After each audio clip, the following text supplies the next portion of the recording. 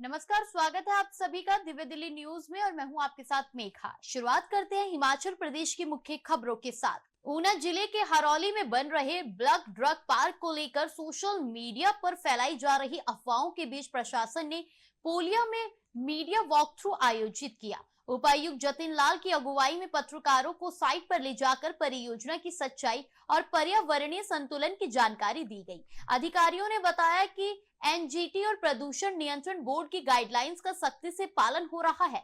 उपायुक्त ने कहा कि परियोजना पारदर्शिता और जनहित को ध्यान में रखते हुए चलाई जा रही है और खुद वे इसकी निगरानी भी कर रहे हैं।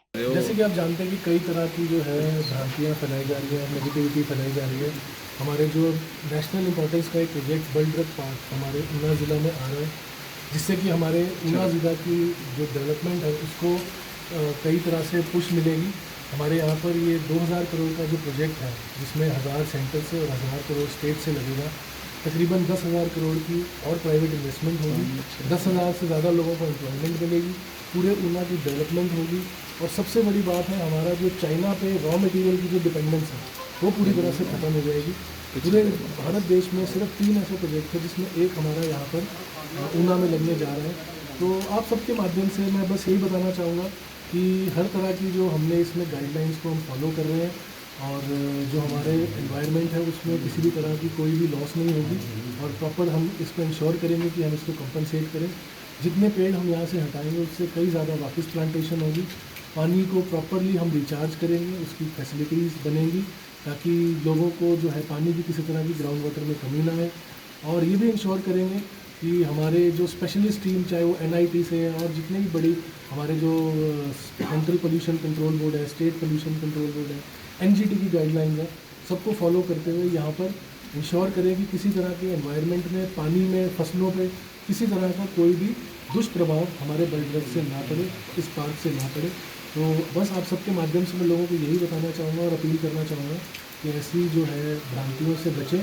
और ये हमारे प्रदेश के लिए एक बहुत ही अहम प्रोजेक्ट है, तो आप सब लोग इसमें अपना योगदान करें, हमें सपोर्ट दें ताकि हम इसको अच्छे से इम्प्लीमेंट करके आप सबके लिए, आपकी सेवा में एक अच्छा जो प्रोजेक्ट ला सके, ताकि आगे आने वाले टाइम में हमारे युवाओं को नौकरी मिले और हमारे ऊना का पूरे विश्व भर में एक नाम बन सके। धन्यवाद। खबर हमीरपुर से है, जहां हमीरपुर में आम आदमी पार्टी ने जिला कार्यकर्ता संवाद सम्मेलन का आयोजन किया। प्रदेश प्रभारी ऋतुराज गोविंद झा ने कहा कि पार्टी हिमाचल में बूथ स्तर तक संगठन को मजबूत कर रही है। उन्होंने बीजेपी और कांग्रेस पर आरोप लगाते हुए कहा कि प्रदेश की जनता अब वैकल्पिक राजनीति की ओर देख रही है। पंचायत और नगर निगम चुनावों में आम आदमी पार्टी अपने प्रत्याशी उतारेगी और 2 साल बाद विधानसभा चुनावों की तैयारियां भी शुरू कर दी गई है। झा ने कहा कि कांग्रेस सरकार ने अपने चुनावी वादों से जनता को धोखा दिया है। सभी जिलों के सम्मेलन पूरे होने के बाद शिमला में मुख्यमंत्री सुक्खू का घेराव किया जाएगा।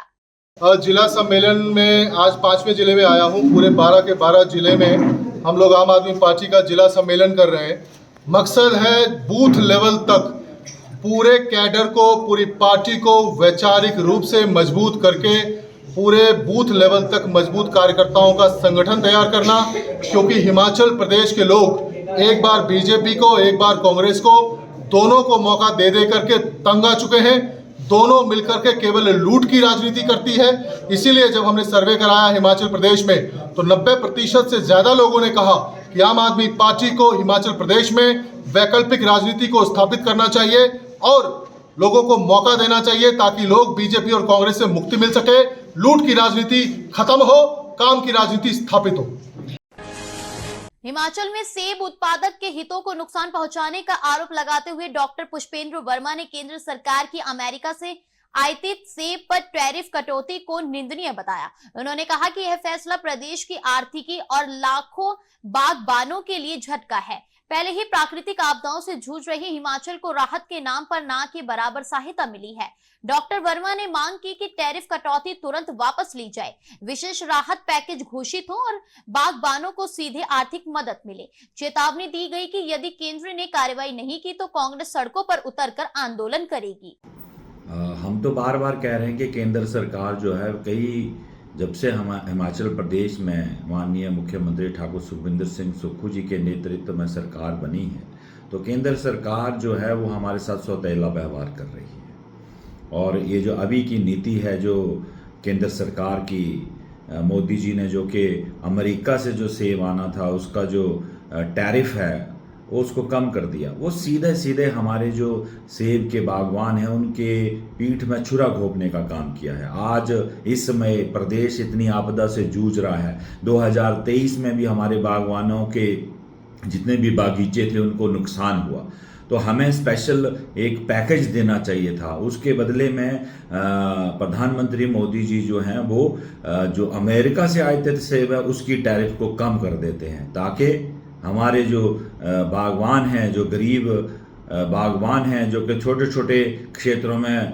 बागीचे लगा के सेब पैदा कर रहे हैं, और पूरे भारतवर्ष का 25% सेब जो है हिमाचल प्रदेश के बागवान पैदा कर रहे हैं। तो ये सीधा सीधा उनकी पीठ में छुरा घोंपने का कार्य है। और मेरी मांग है कि केंद्र सरकार जो है ये जो सेब, अमेरिका का जो सेब है उसका जो टैरिफ जो कम किया गया है उसको तुरंत वापस लिया जाए, और हमारे प्रदेश के लिए स्पेशल राहत पैकेज भी दिया जाए साथ के साथ, ताकि हमारे जो बागवान हैं उनकी जो है ये कमर सीधी।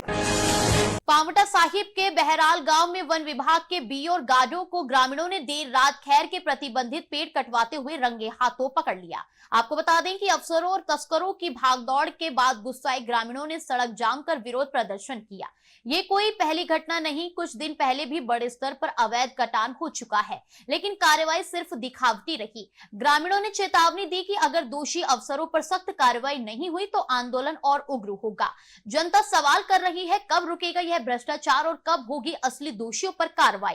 साहिब में लगातार जो है वो वन काटुए जो है वो सक्रिय हो रहे हैं, और कुछ दिन पहले भी जैसे हमने देखा था कि वन विभाग की ही मिलीभगत से खैर काटे गए थे बड़ी संख्या में, मानपुर देवड़ा हो या फिर बहराल हो। लगातार इस तरह के मामले सामने आ रहे हैं। बीती रात फिर बहराल में जो एक भ्रष्ट अधिकारी है वहाँ पर बीओ और गार्ड हैं, इन्होंने फिर मिलकर के जो है वो खैर कटवाए हैं, और यूपी के लोग जो वन तस्कर हैं उनके साथ खड़े होकर के गार्ड और बीओ जो है वो खैर कटवा रहे हैं। इतनी शर्मनाक बात है, विभाग इन पर फिर भी कोई कार्रवाई नहीं कर रहा है।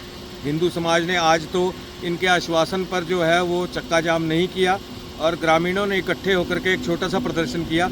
यदि जल्द से जल्द इन भ्रष्ट अधिकारियों पर, जिसमें ये एक भ्रष्ट बीओ है बहराल और जो रेंजर माजरा है, ये भी इसमें पूर्णतः संलिप्त हैं, क्योंकि इनकी मिलीभगत के अलावा ये काम नहीं हो सकता, क्योंकि लगातार खैर वहाँ से कट रहा है। स्थानीय लोगों के लिए कोई सुविधा नहीं है, लेकिन बाहर के लोग रातों रात वहाँ से काट रहे हैं, और जितने भी गार्ड हैं और बीओ हैं ये मौके पर खड़े होते हैं उनकी सुरक्षा के लिए।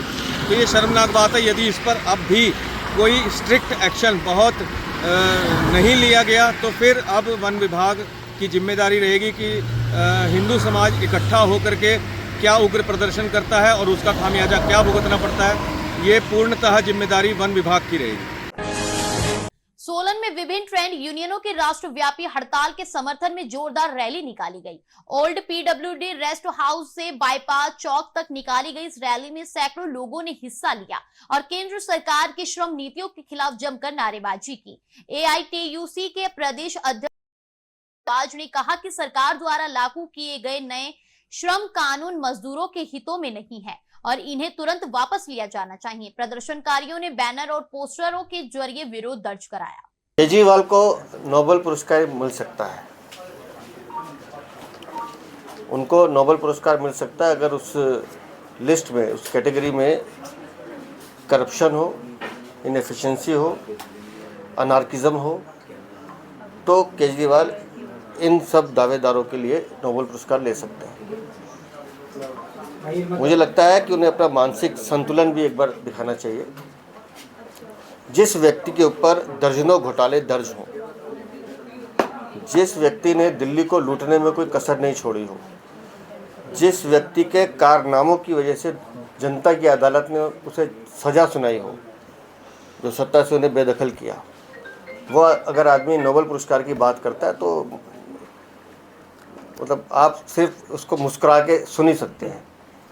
जो आदमी शीशमहल घोटाला करता हो, जो आदमी एक्साइज घोटाला करता हो, जो आदमी अपने साधु के साथ मिलकर पीडब्ल्यूडी का घोटाला करता हो, स्कूल का घोटाला करता हो, महिला की सुरक्षा पे पैनिक बटन का घोटाला करता हो, बेसहारा बहनों की पेंशन खाता हो, राशन का घोटाला करता हो, यमुना की सफाई का घोटाला करता हो।